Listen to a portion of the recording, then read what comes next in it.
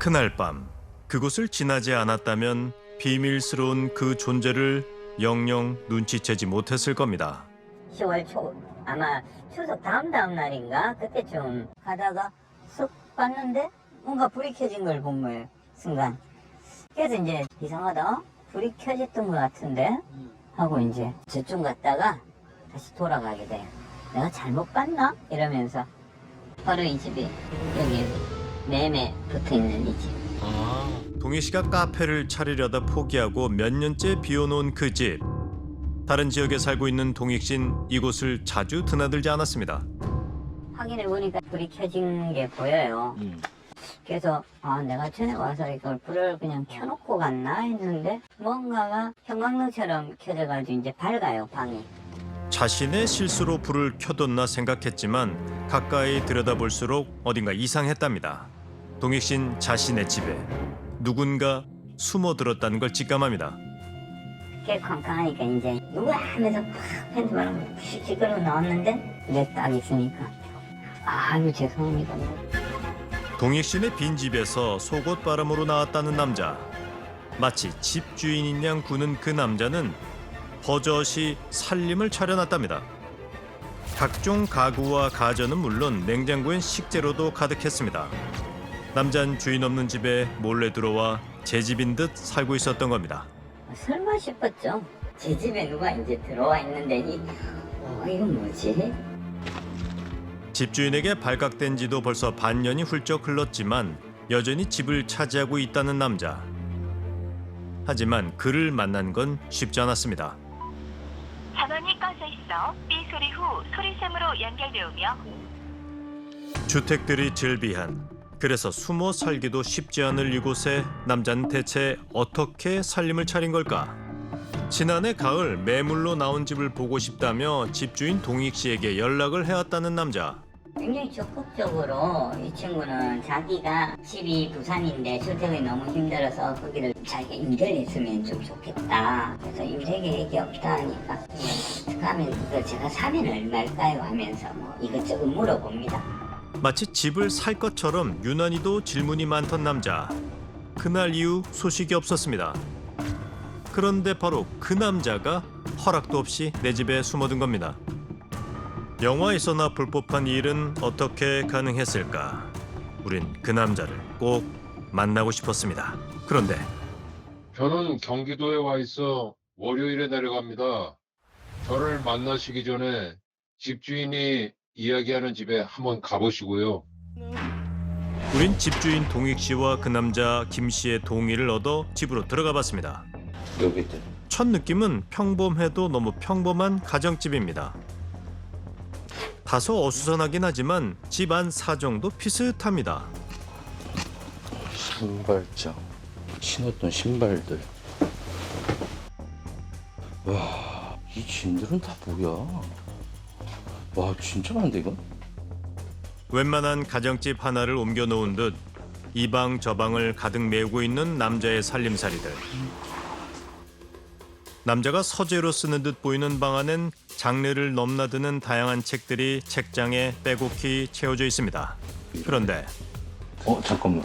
가족 사진 같은 거. 몰래 숨어든 빈집에 사진으로나마 가족까지 들인 이 남자. 대체 무슨 생각인 걸까? 집주인 동익 씨는 남자를 무단 가택 침입으로 2번이나 신고했습니다. 그런데 왜 아무런 도움을 받지 못했을까? 아무리 빈집이라지만 누가 뭐 사진까지 이동해가지고 몰래 사는 사람이 있을 수 있습니까? 그것도 저희들도 참 의아했죠. 일단은 이분이 집 주인인지도 확인 좀 해야 되고 지금 당장은 이 급한 상황이 아니기 때문에 그런 분이 어서 본인은 확인할 수 있는 걸 하시고 다음에 한번 보시든지 아니면 경찰서에 정식으로 고소해서 그 사람 처리하시는 게 좋을 것 같습니다. 이제 한 상황이고. 당신이 이 집의 소유라는 거를 자기들한테 확인을 해달래요. 자기들이 이런 거는 서로 확인을 해야 될 부분들이 있기 때문에 저희들이 지금 가서 뭐 해드릴 게 없다는 식으로. 김 씨가 살림살이까지 죄 들여놓아 단순 주거 침입 혐의가 성립되지 않았습니다. 하는 수 없이 직접 남자를 설득해 내보내려 했다는 동익 씨. 나중에 빨리 정리해가지고 나가라는 얘기를 했어요. 무조건 미안하다, 잘못했다, 실수한 거다라고를 얘기를 해요. 그래서 왜 안 나가느냐. 아 제가 돈이 당신 월급 안 받느냐. 그러니까 월급을 얼마 안 돼서 얼마가 안 돼도 그 돈 맞춰서 나가야지. 왜 본인이 돈이 없는 거에 대해서 그 피해를 지금 나한테. 곧 돈을 마련해 나가겠다는 말을 되풀이한 지도 어느새 반년. 이사를 재촉하는 집주인을 피해 이리저리 숨바꼭질을 하고 있다고 했습니다. 그런데 어렵게 연락이 닿은 남자가 대뜸 큰 소리를 냅니다. 제가 잘했다는 게 아니라요. 뭐 자기 집을 제가 무슨 무단으로 무슨 유령도 아니고 뭐 무단 점거가 아니고요. 전기시장 이런 거 냈고요. 거의 한 얼마죠? 400만 원 가량 되는 돈을 냈고요. 지금 남은 돈도 뭐 한 150만 원 정도 남은 거예요. 돈 하나도 안 낸 게 아니라 냈는데 그것 때문에 지금 사람을 개망신 주고 있는 거 아니에요 지금. 자신은 빈 집을 무단 점거한 범죄자가 아니라 약간의 월세가 밀린 세입자란 겁니다. 대체 무슨 말일까? 원래 저희가 이게 계약이 돼 있었어요. 원래 전임 회사에서 거기를 임시 숙소로 저희 전 회사가 썼는데 쓰는 과정에서 지금 집주인이랑 좀 커뮤니케이션이 안 된 부분이 있었고요. 그 계약이 저는 파기된지 모르고 계속 있었던 거고 조사를 해서 이게 기소가 될 거면 기소하면 되는 거고 법적으로 하려면 법적으로 하는 거지. 남자의 주장에 동익신 황당하기만 합니다. 작년 3월에 라는 이 회사의 사장한테서 연락이 옵니다. 여기서 이제 공사를 하는 팀들이 많은가 봐요. 임대를 했으면 좋겠다 하면서 90만 원에 3개월만 쓰는 걸로 계약서를 씁니다. 제가 나중에 보니까 우리 직원이었어요. 문제의 집 근처에서 건설 공사를 하는 인부들의 숙소로 집을 잠시 빌려준 적은 있다는 동익 씨. 하지만 건설 회사와 계약이 끝난 뒤 무단으로 들어온 김 씨와는 어떤 계약도 하지 않았답니다. 김 씨가 보냈다는 집세도 사실과는 다르다고 했습니다. 12월쯤인가 한전 쪽에서 저한테 연락이 와서 단전을 시켜야 된다. 그래서 내가 당신 아직 안 나가니까 안 나갔대요. 당신이 지금 전기를 써서 지금 한전 쪽에서 단전시킨다고 연락이 왔는데 빨리 조치를 취해라. 아 그러면 이걸 제가 선거를 납부하고 빨리 나가도록 하겠습니다. 지금 상황에서 안 되겠다. 우리 확인서를 하나 적자. 400만 원으로 정리를 하고 나가라. 이걸 며칠까지 하면 입금을 하고 그러면서 계좌를 알려줍니다. 확인서에.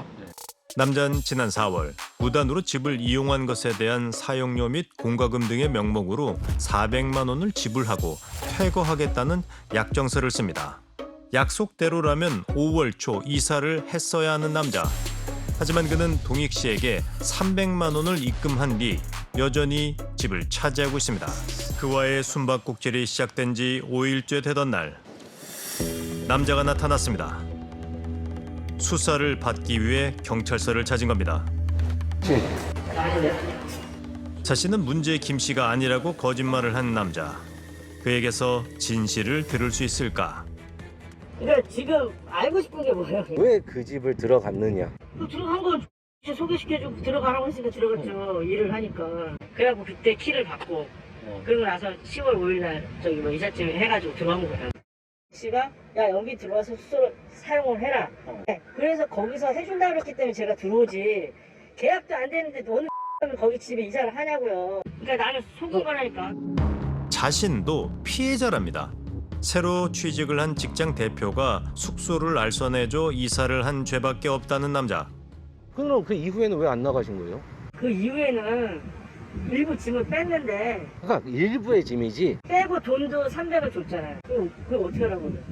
아니 짐을 빼시든 뭐든 해서 사실 빠지긴 해야 되는 거죠. 아, 돈이 없는 거야 그냥 현실적으로. 어찌됐건 내가 갖고 내가 잘못해서 처리를 잘못해서 이렇게 상황이 된 거고. 문제가 생겼다는 걸 알았을 땐 사정이 여의치 않아 이사를 할 수 없었답니다. 내가 여기 지금 코로나 터지기 전까지는 또 그냥 사회생활 하던 사람이에요. 네. 이제 원래 무역업을 하던 사람인데 해외를 못 나가니까 지금 이걸 하는 건데 근데 이렇게 된 결과에 대해서는 제가 잘못했고 제가 그분한테 죄송하게 생각을 해요. 계약이 끝난 집을 거짓으로 남자에게 소개시켜주고 들어가 살게 했다는 회사 대표는 김 씨의 오랜 지인이기도 했습니다. 코로나에 대해서 그게 좀 막혀 있어서 다 모든 게 지금 심각한 상황에 있다. 돈도 거의 다 묶여 있고 그런 얘기가 생각이 나요. 화이트 컬러가 어떻게 우리 막노동을 하겠습니까? 라고 했더니 경제사정이 어려우니 뭔가 경제활동을 좀 해야 되는 입장이니까 일을 좀 할 수 있는 기회를 달라. 9월 26일 날 이사를 하겠다고 이사 비용 가부를 좀 해달라고 해서 9월 23일 날 200만 원을 가부를 해줬어요. 그 큰 차 2대하고 작은 차 1대, 뭐 3대가 들어온 걸로 기억이 나는데 그날 이사한 날 저도 봤어요. 이사 비용까지 빌려 대규모의 이삿짐을 나른 남자.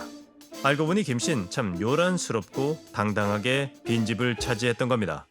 그리고 이제 자신은 정당한 대가를 치른 세입자라며 아주 당당하게 집을 차지하고 버티는 남자. 문제는 당당해도 너무 당당한 이 불편한 침입자를 도무지 내쫓을 방법이 없다는 겁니다. 확인서 작성 시점 이후부터 주거권자는 지금 거주자가 됩니다. 몰래 들어왔지만 적법하게 확인서 작성을 통해서 임대차 계약 관계가 성립이 됐기 때문에 그 시점 이후부터는 주거권자는 이 거주자가 돼요. 그래서 소유자가 오히려 이걸 사적으로 뭐 문을 따고 들어가서 점유를 회복하거나 하게 되면 오히려 주거침입죄가 성립해요, 소유자한테. 지난 4월 동익 씨가 퇴거 조건으로 받은 약정서 때문에 남자는 법적으로 세입자와 동일한 권리를 갖게 된다는 겁니다.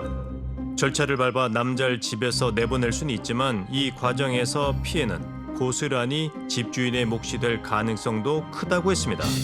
명도 소송을 제기를 해서 받을 수가 있습니다. 근데 사실상 임차인이 변제 자력이 없을 경우에는 승소 판결을 받더라도 소송 비용만 뭐 날리게 되고 그리고 기간도 아주 장기간이 소요가 됩니다. 그 금전 배상을 집주인이 뭐 어차피 자력이 없으면 못 받을 테니까 금전적으로 보전을 못 받을 수도 있습니다. 눈 뜨고 코 베인다는 게 이런 걸까? 집주인 동익 씨는 정말 황당하기만 합니다. 저는 그 집을 팔거나 임대도 못하는 상황에 굳이 얘기하면 그 친구가 머무는 집에 대출 이자를 갚고 있는 거고요. 제가 그것마저도 낼 때마다 통장에서 빠질 때 어떤 기분이겠습니까? 누군가 힘겹게 마련한 터전에 숟가락 하나를 얹고 제 것인 듯 구는 남자. 어떻게 허락도 구하지 않은 남의 집에 몰래 들어오며 가족들의 흔적을 가지고 올 수 있었을까? 가장이라는 두 글자의 책임은 누군가의 힘을 대신 빌려 질 수 있는 것이 아니라는 걸 남잔 정말 모르는 걸까?